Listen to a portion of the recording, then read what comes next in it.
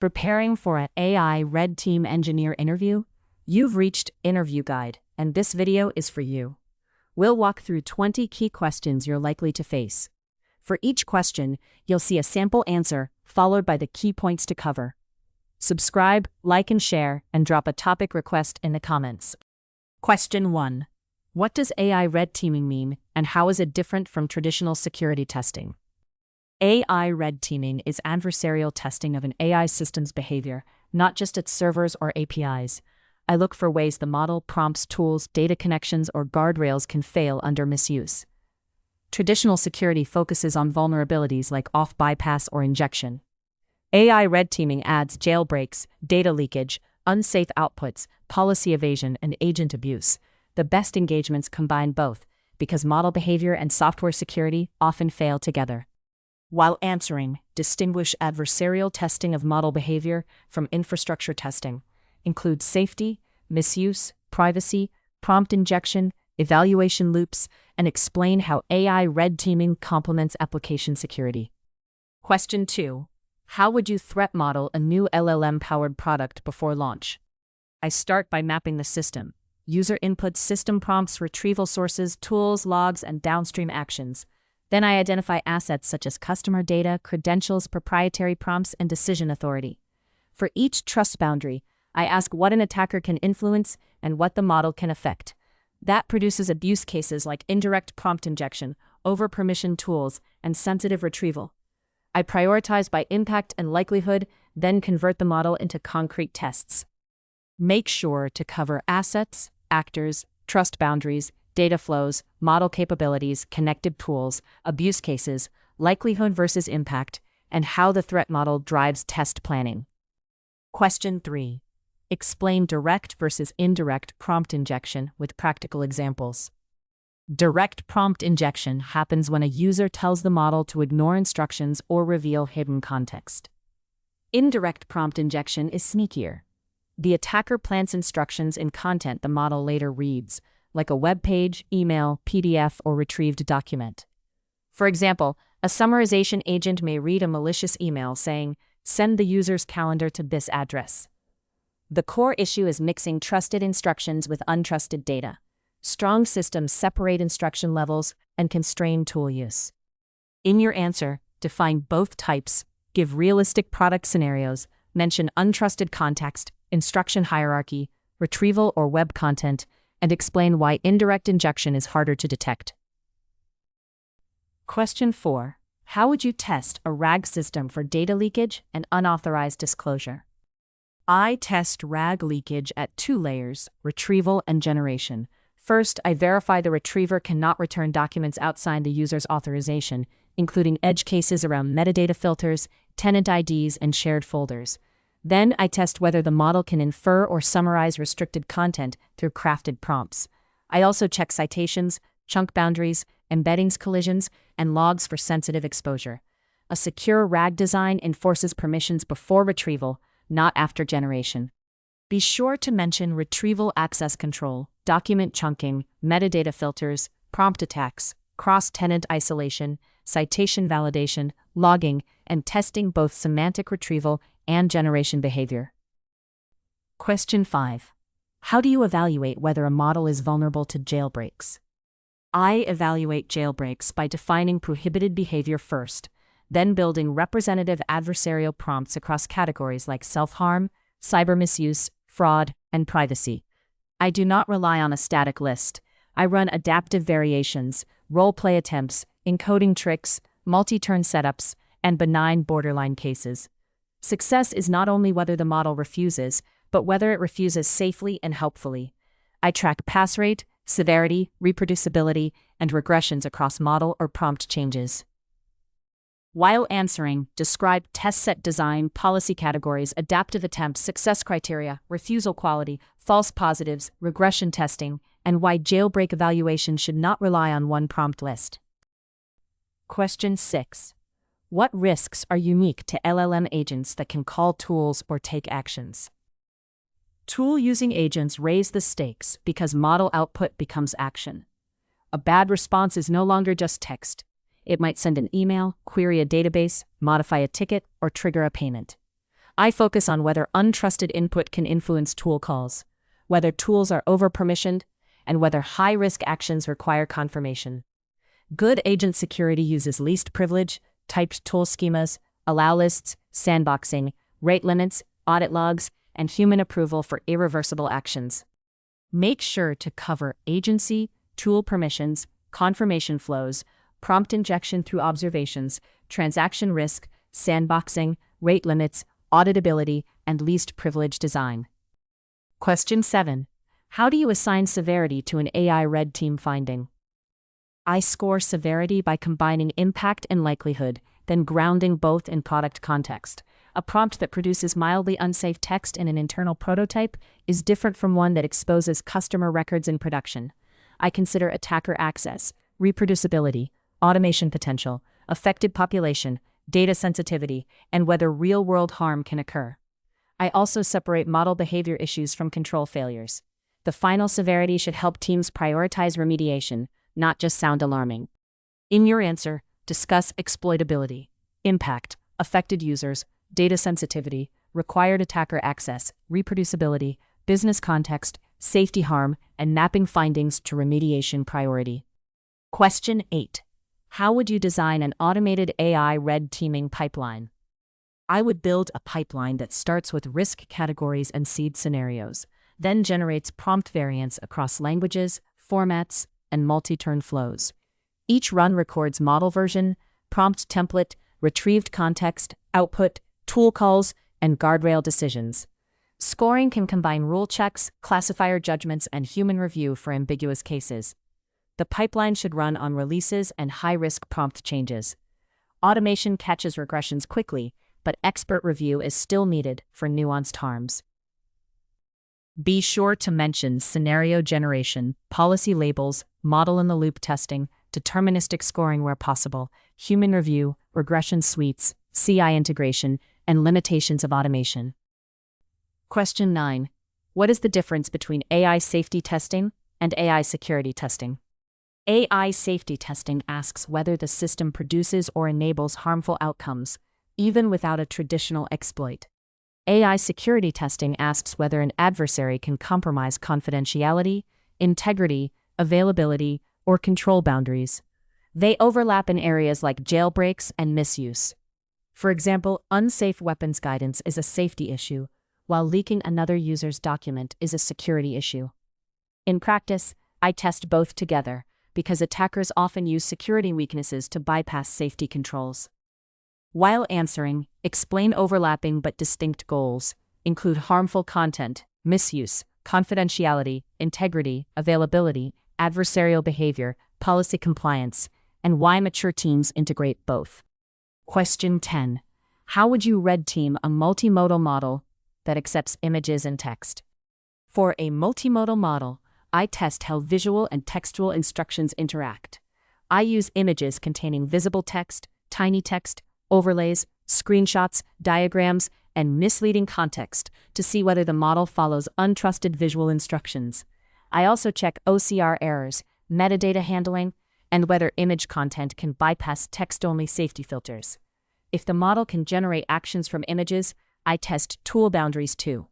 Multimodal red teaming is about cross-modal confusion and misplaced trust.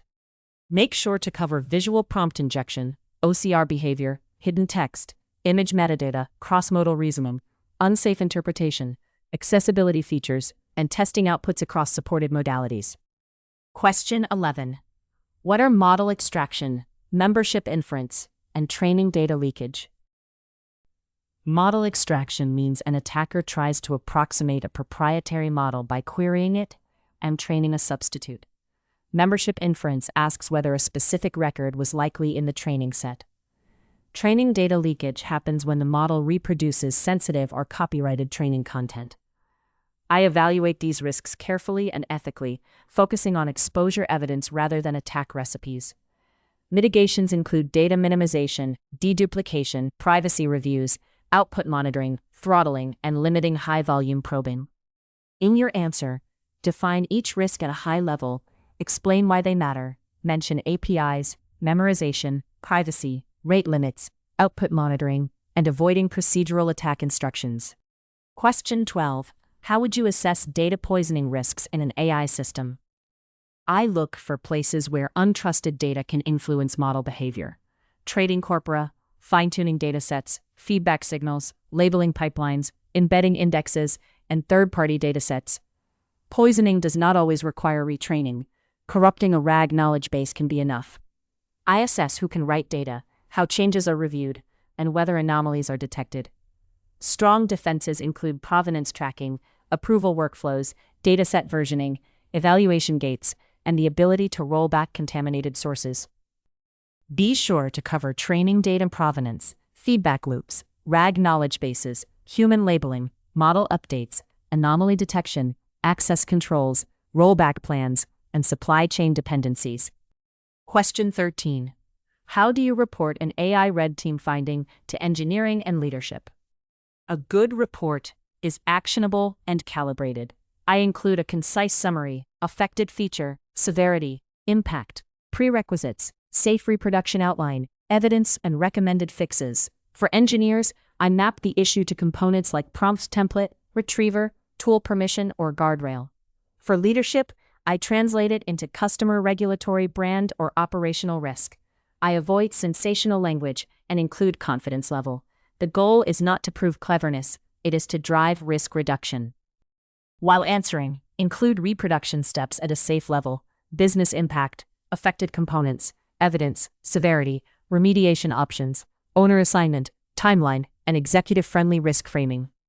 Question 14. What layered defenses would you recommend for prompt injection?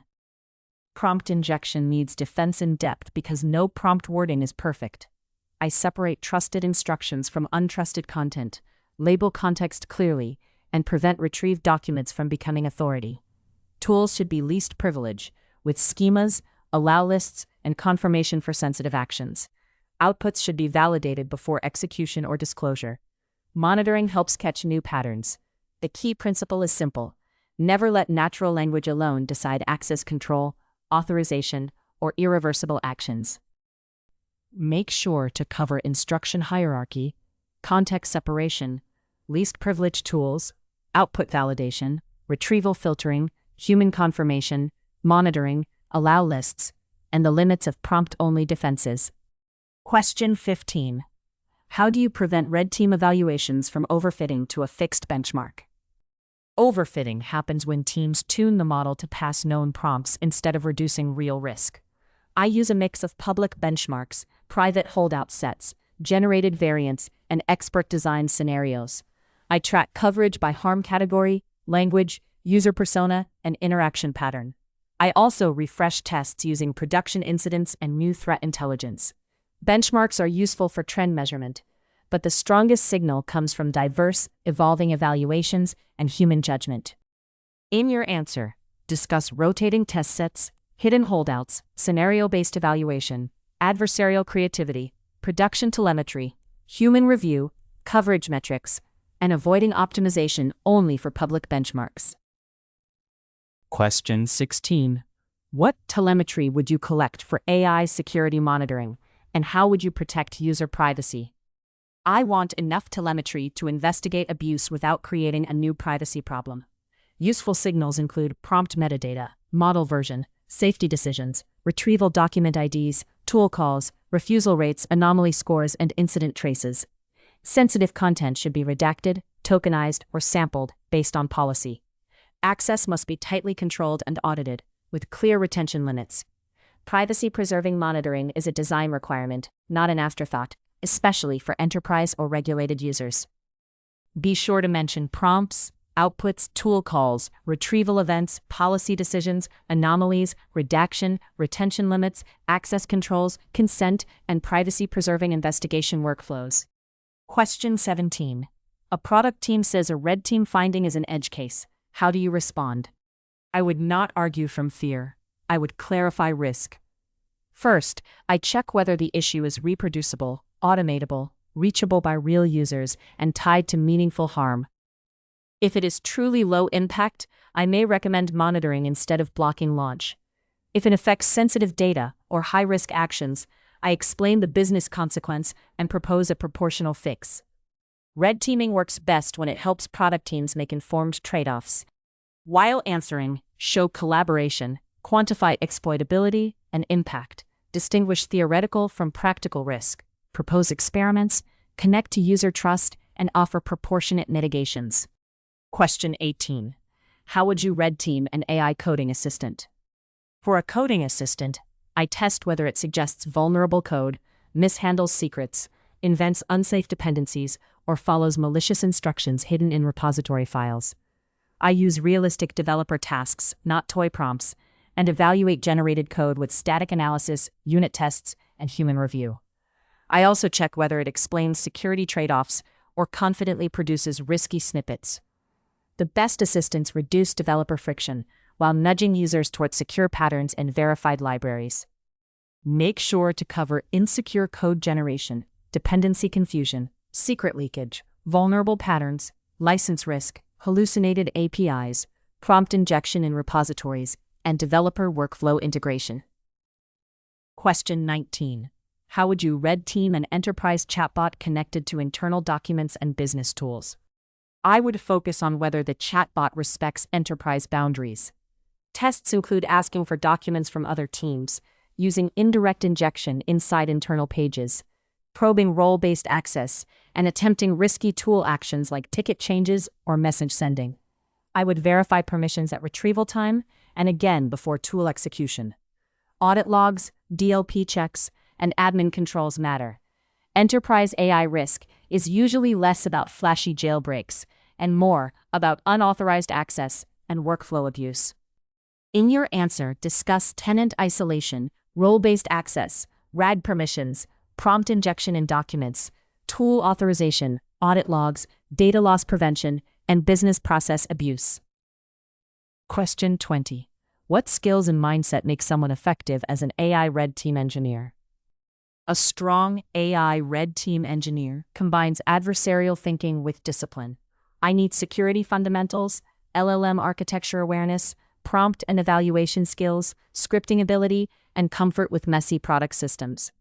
Just as important, I need judgment, knowing what to test, how to avoid harm, and how to communicate findings constructively. The mindset is curious but responsible. The job is not to break models for sport. It is to make AI systems safer before users depend on them. Be sure to mention security fundamentals, ML and LLM understanding, product thinking, experimentation, ethical judgment, communication, automation, curiosity, and collaboration with safety, legal, and engineering teams. If you are still with us, congratulations. You are much ahead of the rest and serious about preparing for your interview. We hope we were able to add value to your preparation and create some helpful content. Do not forget to like and share this video. Your small act can do great things for us.